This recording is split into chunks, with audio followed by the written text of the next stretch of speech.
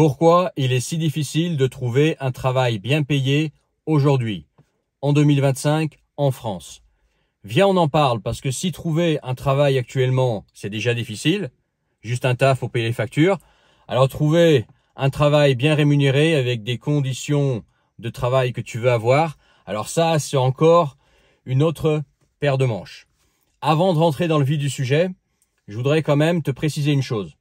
Peut-être que tu le sais déjà, mais je vais le dire pour les autres. Ceux qui n'ont pas vécu à l'étranger, qui n'ont pas d'expérience internationale. La France est en déclin, oui, mais on part de très haut.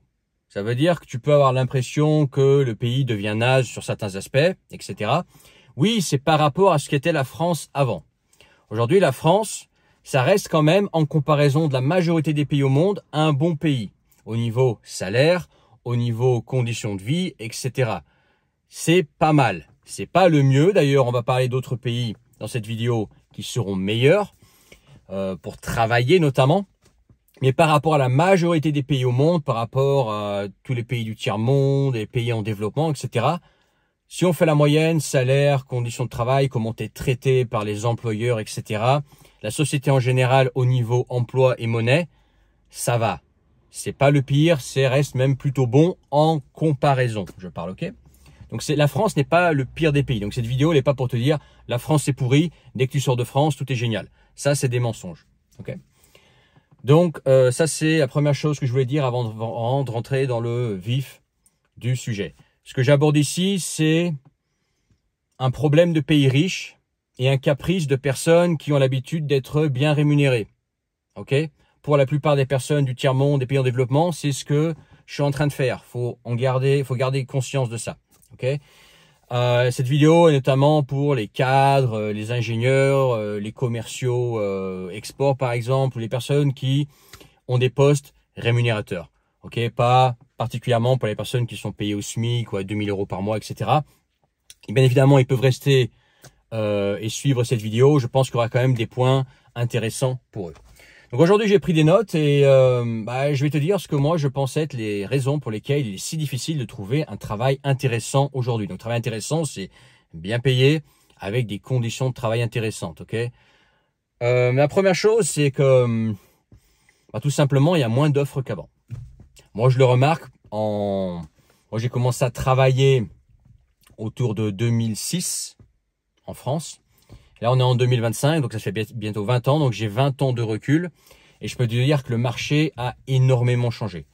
Déjà, pour une raison toute simple, c'est qu'il y a juste moins d'offres, en fait. Il y a moins d'annonces qu'avant. Pour moi, c'est flagrant. Moins d'annonces qui offrent des perspectives, des salaires et des conditions de travail intéressantes. Les salaires n'ont pas non plus augmenté en 15 ans. Vraiment, s'il y a une petite augmentation, c'est minime. Moi, j'ai l'impression que ça a stagné. Ok, donc ça, c'est une première chose. Il y a juste moins d'offres d'avant, tout court. Clairement, en France, il n'y a pas de travail pour tout le monde, disons-le. Mais quand il s'agit de décrocher un emploi intéressant, alors là, c'est vraiment râler pas crête. Il y a très peu d'offres. Donc simplement, très peu d'offres. Pourquoi il y a peu d'offres? Déjà parce qu'il y a beaucoup d'entreprises qui, je pense, ont fermé, qui ont délocalisé leur usine.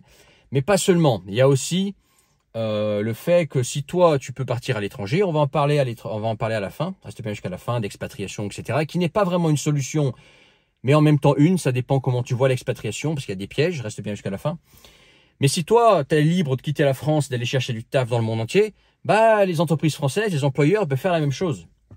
Donc pourquoi embaucher un Français avec un salaire de cadre, avec un salaire, avec des avantages en nature, peut-être une voiture de fonction, il y a même eu des logements de fonction à un moment donné, moi j'ai connu ça, avec plein d'avantages si tu peux embaucher quelqu'un qui va payer pour beaucoup moins cher à l'autre bout de la planète, vu qu'aujourd'hui il y a le télétravail, tu peux travailler à distance. Plus sur le télétravail plus tard, reste bien, je vais aborder le télétravail après. Donc simplement il y a moins de boulot qu'avant.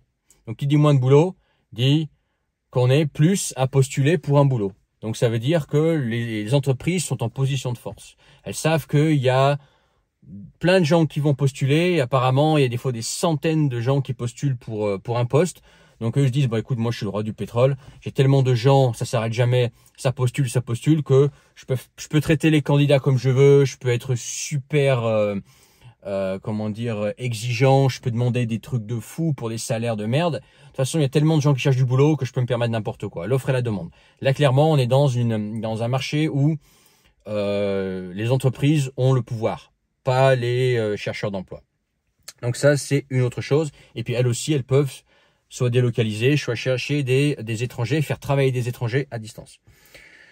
Deuxième chose, c'est que, comme je te disais en fait, c'est que les entreprises sont bombardées par les demandes. Elles postent une offre, il y a tellement de gens qui veulent travailler que elles sont submergées.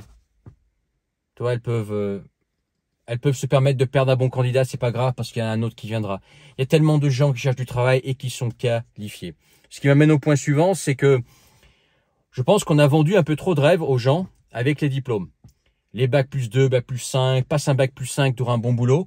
Ça, c'est de la mentalité des années 80-90. Ouais, dans les années 80-90, peut-être que si tu avais un bac plus 5, tu sortais de l'école, tu étais un G, tu avais fait du management, t'es sorti d'une école particulière, bah ça te garantissait tout de suite un bon boulot, stable, etc., avec des bonnes conditions.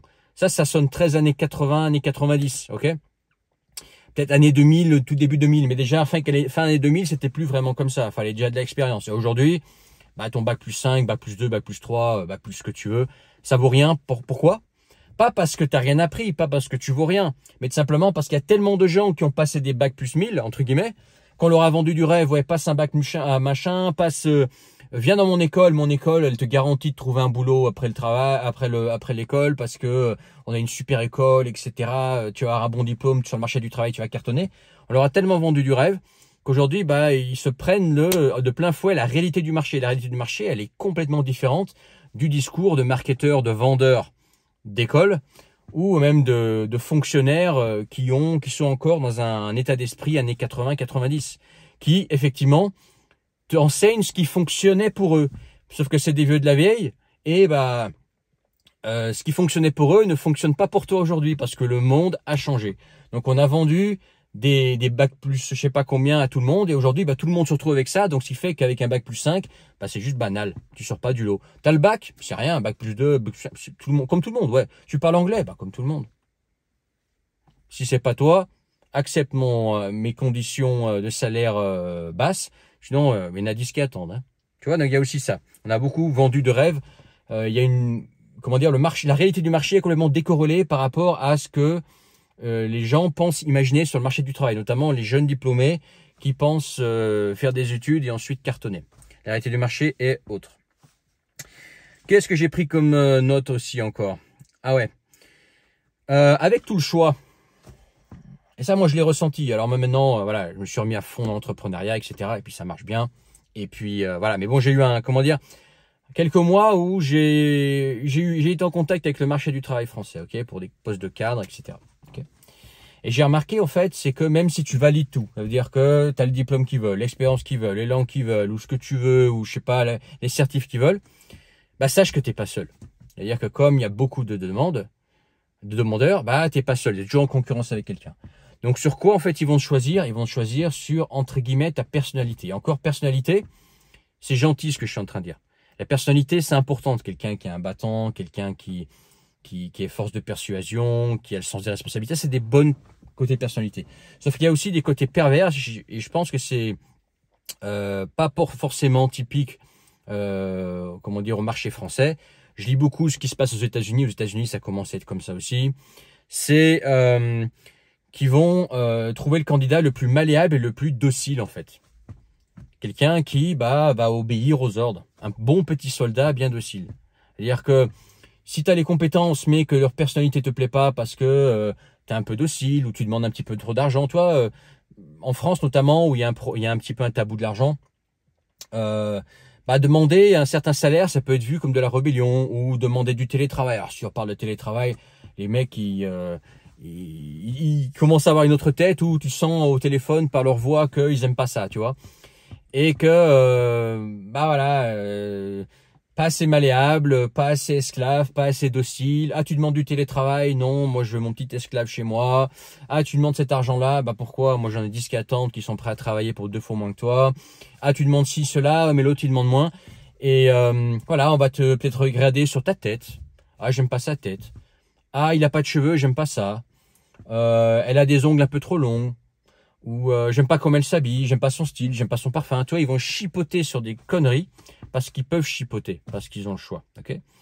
Et notamment sur, je pense, la docilité.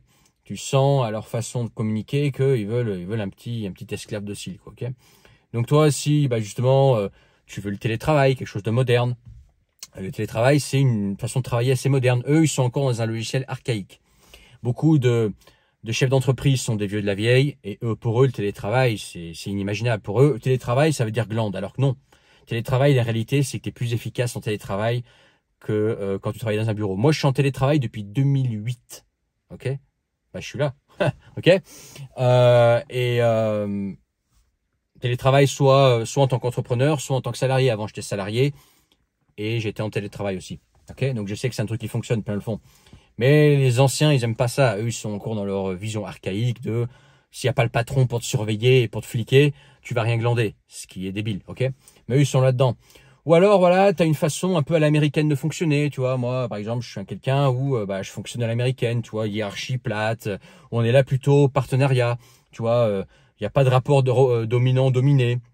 Où on est là, voilà, pour faire tourner un business ensemble, faire du business ensemble, évoluer ensemble. Bah, la mentalité française, c'est plutôt, moi, je suis le patron tout puissant et toi, tu es une petite merde. Bon, la France, c'est pas le pire à ce niveau-là. Tu vas en Russie, là, c'est vraiment, le patron, c'est le dieu et le salarié, c'est ferme ta gueule, tu es une sous-merde. Hein. Il y a encore pire. Mais en France, il y a quand même cette hiérarchie. Et toi, si tu es un petit peu, voilà, international, que tu es un peu plus moderne dans ta façon de manager ou d'être managé, ils aiment pas ça. Ok. Donc ça, c'est une autre raison pourquoi toi tu passes à la trappe, même si tu coches toutes les cases, parce que bah t'es pas assez docile, t'es pas assez malléable, mon gars. Ok. Ensuite, ouais, ce que je te disais, conditions de travail dépassées. Voilà, on propose des conditions de travail dépassées qui dignes des années 90-80, alors que voilà, le monde a évolué. Moi, à 40 piges, bah voilà, j'ai une façon de travailler beaucoup plus moderne. Comme je disais, management, comment dire, hiérarchie plate. Rapport partenaire et non pas patron petit esclave, télétravail, horaire flexible, etc.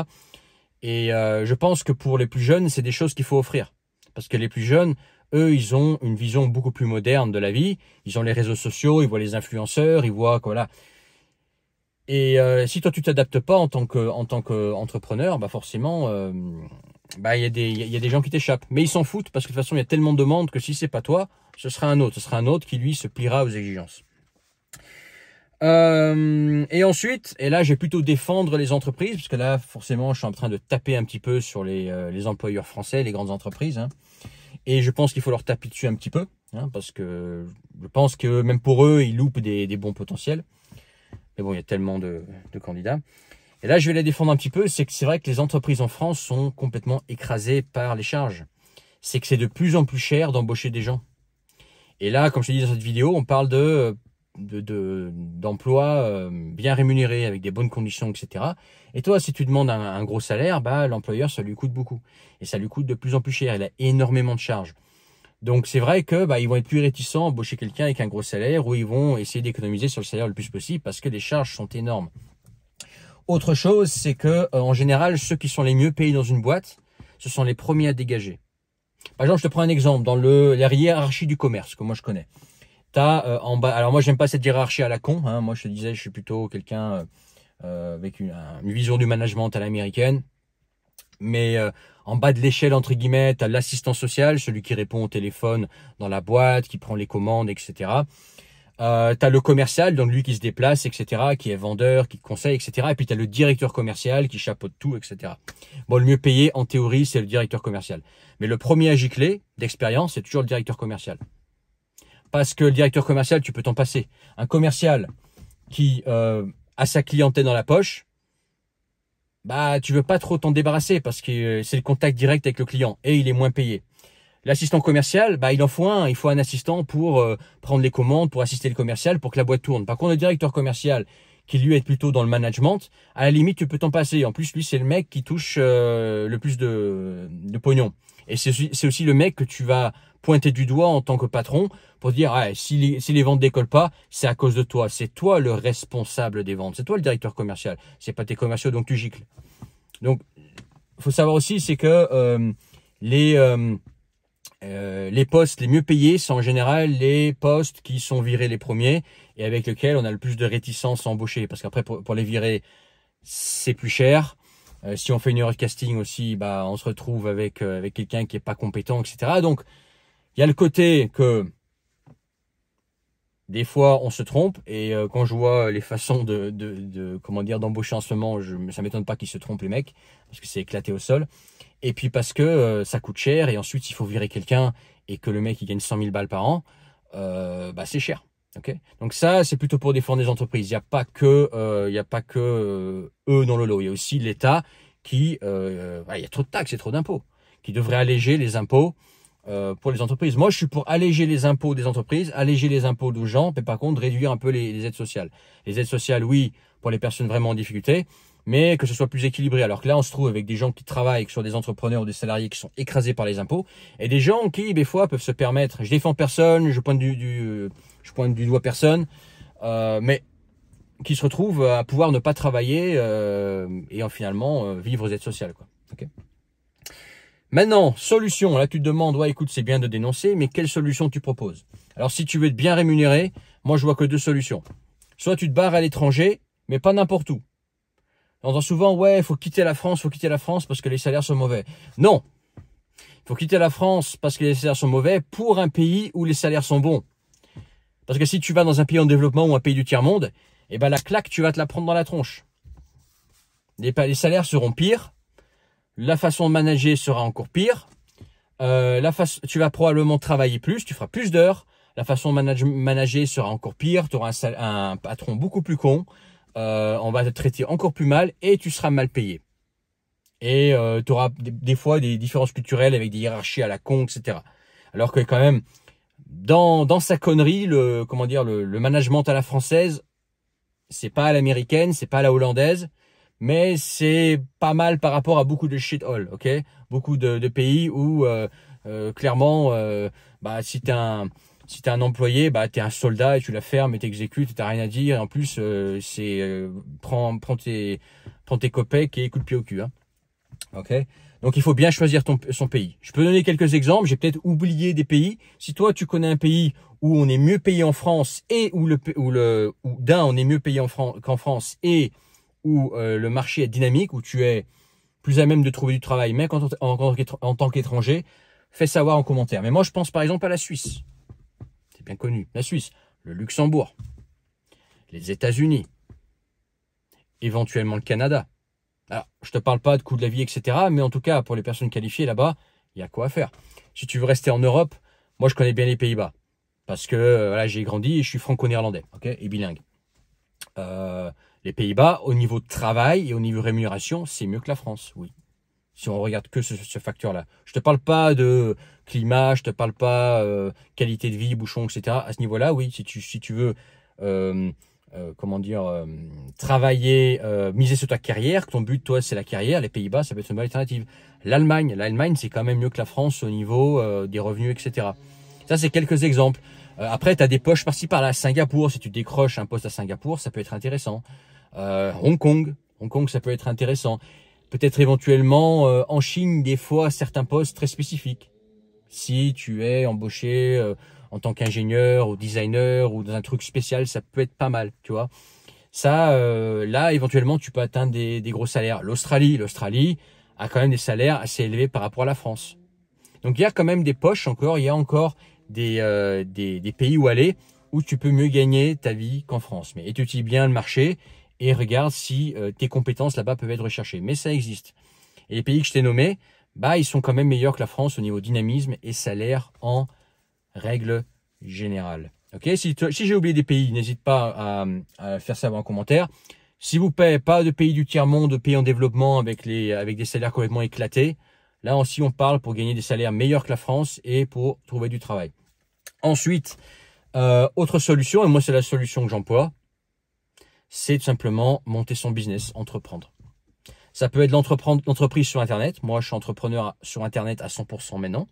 Mais à partir de l'année prochaine, je vais aussi avoir un projet en dur, ok, pour avoir deux trucs, pour pas dépendre uniquement d'Internet, mais pas non plus uniquement dépendre du business dans la vraie vie. Avoir deux activités qui n'ont rien à voir, mais pour voilà, être antifragile si tu veux, ok? Mais tu peux entreprendre dans le dur, dans la vraie vie. Par exemple, par chez moi, en race campagne, ceux qui vivent le mieux, c'est pas les ingés, les cadres, tout ça, hein. C'est les plombiers, c'est les électriciens, c'est les chauffagistes, c'est les entrepreneurs du bâtiment, c'est les soudeurs, etc. À leur compte, hein, pas évidemment en tant qu'employé, au SMIC. C'est eux qui vivent bien, hein. Voilà, c'est pas les cadres, les directeurs, le machin, etc. Ok. Donc ça, tu peux entreprendre là-dedans. Éventuellement, c'est une idée. Ok, c'est peut-être pas pour tout le monde. Entreprendre sur Internet. Entreprendre sur Internet. Moi, je le fais. J'ai commencé en 2016. J'ai commencé à en vivre en 2017. Bah, c'est quelque chose qui fonctionne. Ça demande de la persévérance. Ça va pas décoller du jour au lendemain. Mais si parallèlement, tu peux construire quelque chose sur Internet, ça peut commencer à te faire un complément de revenu, ce qui est pas mal.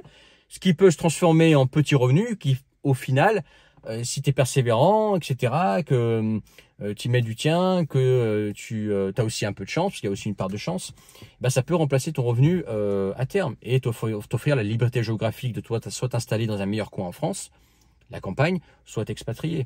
Mais il y a des solutions. En tout cas, si tu veux qu'on en parle, tu peux réserver ton appel avec moi dans la description, le premier lien.